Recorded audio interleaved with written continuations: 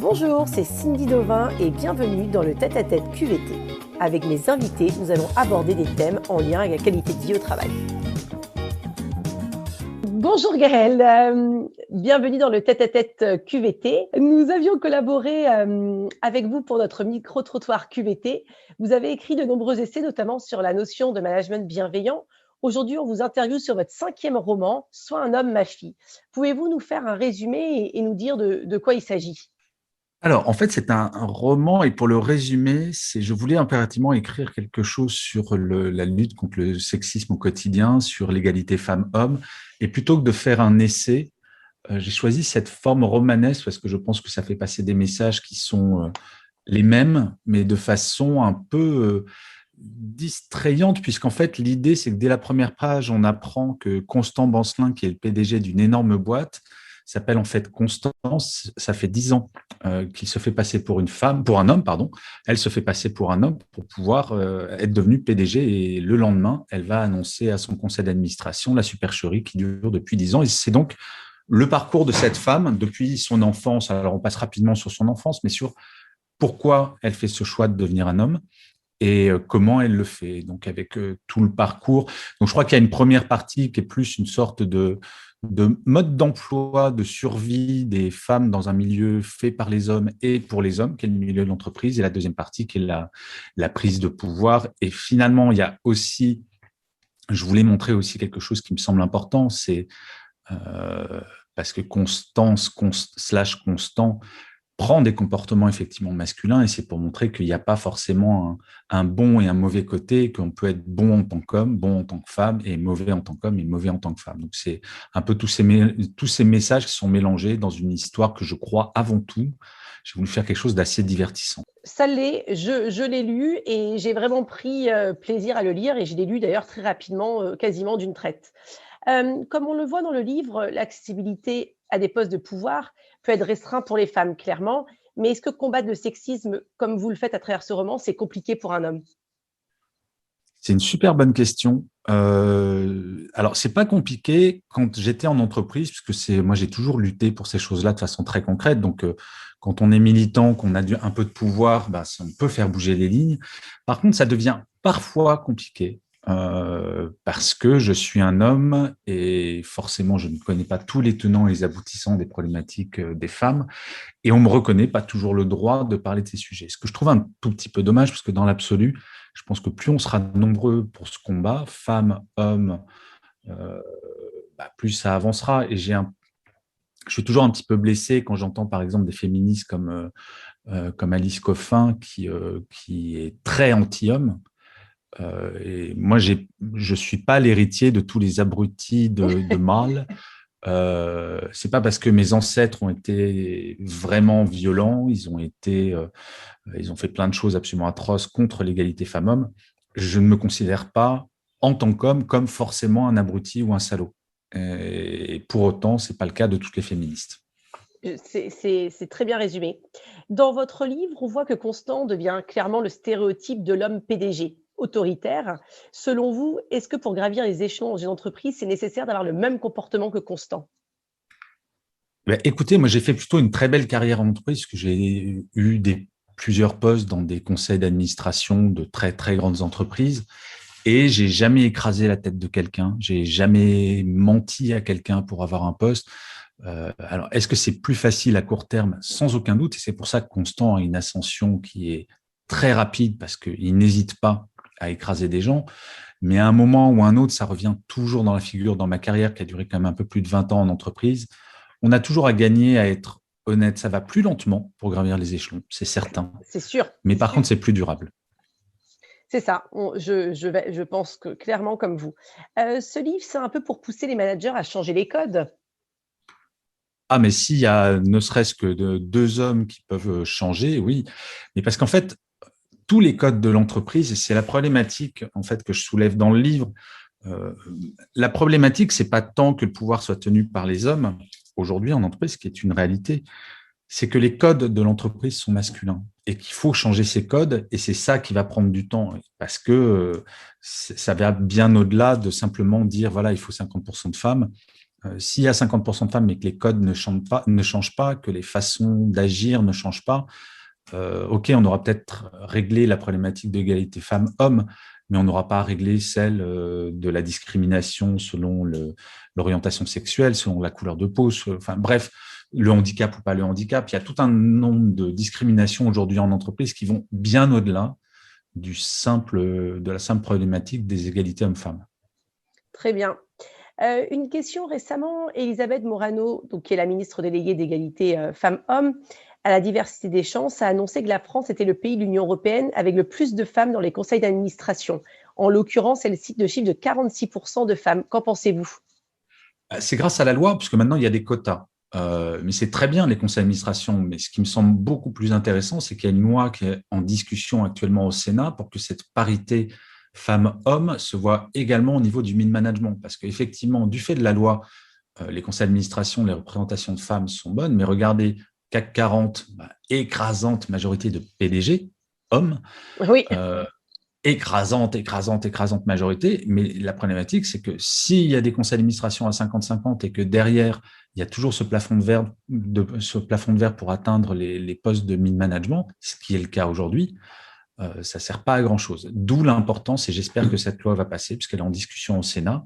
Elle devrait être votée là dans les semaines ou mois qui viennent, et ça aura un impact. Donc, moi, je crois beaucoup aux quotas, je crois à la discrimination positive, parce que dès qu'on compte sur le bon vouloir des hommes avec un grand H, ça ne fonctionne pas. La première loi sur l'égalité des salaires entre les femmes et les hommes, c'est début des années 1970. 1970, donc ça fait 50 ans. Et qu'est-ce qui fait que là, c'est en train de progresser? C'est depuis que maintenant, il y a l'indice d'égalité femmes-hommes qui a été mis en place depuis 2 ans, et que si l'indice d'égalité est en dessous de 78 2 années consécutives, ce sont des amendes sur le chiffre d'affaires de l'entreprise. Donc, je peux vous dire que les choses bougent parce que le seul truc qui fait bouger, c'est la peur du gendarme.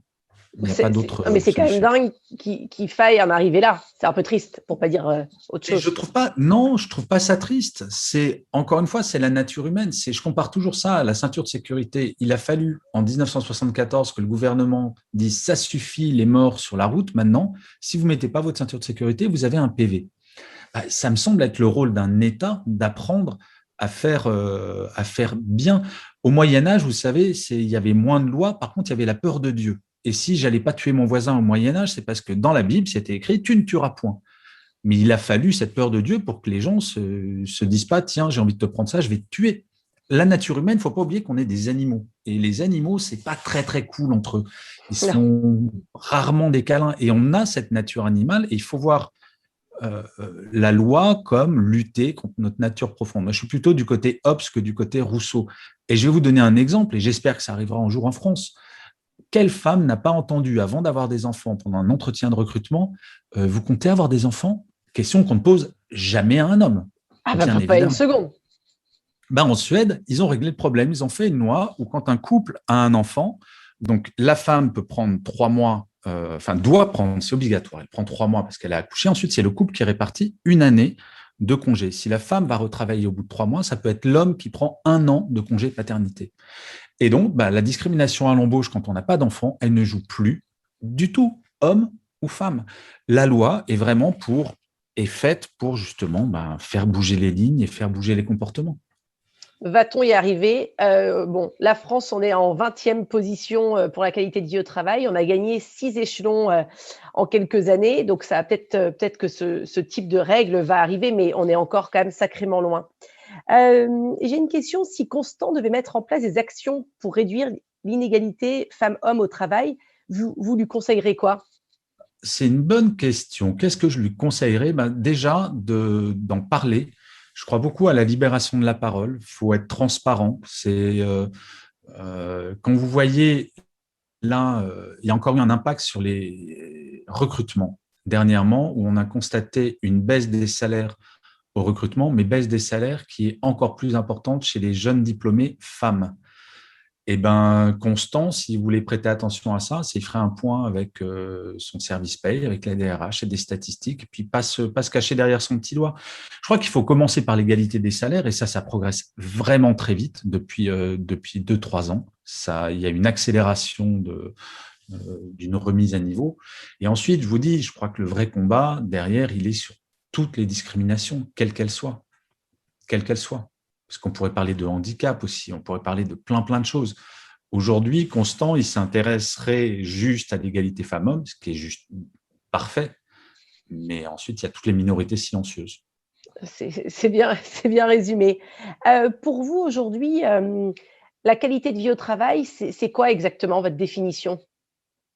C'est de faire en sorte que le travail n'empiète pas sur ma santé, qu'elle soit physique ou mentale, en fait. Je trouve qu'en France, on est encore numéro 2 mondial du burn-out, derrière le Japon. Là, il y a un chiffre qui est tombé la semaine dernière qui est effrayant. On est 2 millions de Français et de Françaises à être en burn-out actuellement. 2 millions. C'est énorme, c'est colossal. C'est colossal, c'est un problème de santé publique. Donc, pour moi, la définition de la QVT, c'est déjà faire en sorte que le travail ne fasse plus mal.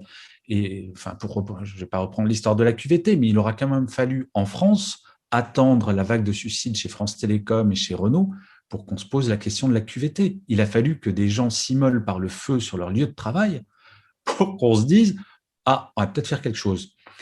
Donc, on est très en retard en France. On rattrape ce retard petit à petit. Mais voilà, déjà que le travail ne fasse plus mal. Ensuite, on pourra parler d'autres détails, parce que le travail peut faire du bien également, mais on n'en est pas encore là. C'est avant de viser le sommet de l'escalier, on va commencer les premières marches, ça sera déjà pas mal. Oui, et pour vous, la QVT sera vraiment mûre dans combien d'années en France? Parce que... Mais si je le savais, ma bonne dame. Ça progresse. Et là, c'est intéressant parce que, mine de rien, la pandémie a mis un gros coup de booster à ça, notamment sur l'équilibre entre la vie privée et la vie professionnelle, du fait du télétravail. Maintenant, plus aucune entreprise en France, plus aucune, ne pourra refuser du télétravail à ses salariés parce que c'est rentré dans la norme. Et ça, notamment quand on est dans des grandes agglomérations, le fait de pouvoir s'éviter 2 heures de transport par jour, 2 ou 3 fois par semaine, déjà, ça va améliorer. Donc, je crois que les gens ont de plus en plus conscience, dans leur chair, de l'importance de la QVT. Donc, je pense que déjà, l'année prochaine, on va attendre que la pandémie soit derrière nous. Et je répondrai plus précisément à votre question, mais je pense que là, on a fait un bond en avant. On a gagné 5 ans en l'espace d'1 an, largement. Oui, je suis complètement d'accord. C'est vraiment un booster et une prise de conscience. Alors, la question traditionnelle de notre podcast, qui voulez-vous nominer pour l'interview QVT? Alors, nominer qui voilà, vous pouvez nous conseiller pour échanger sur le sexisme, la qualité de vie au travail. Pour vous, qui serait un bon invité? Alors, moi, je vous conseille Elisabeth Chaudière, qui est la fondatrice d'Equiwork, qui est une militante incroyable sur l'égalité femmes-hommes en entreprise et qui a développé des méthodologies assez ludiques en entreprise, non culpabilisantes, notamment tout un système autour de la réalité virtuelle. C'est quelqu'un à découvrir et qui en plus parle très bien et qui est très intéressante. Voilà. Super. Ça serait ma recommandation. Super. Écoutez, c'est la fin. Merci beaucoup d'avoir été notre invité dans ce tête-à-tête QVT. Très belle journée à vous. Merci.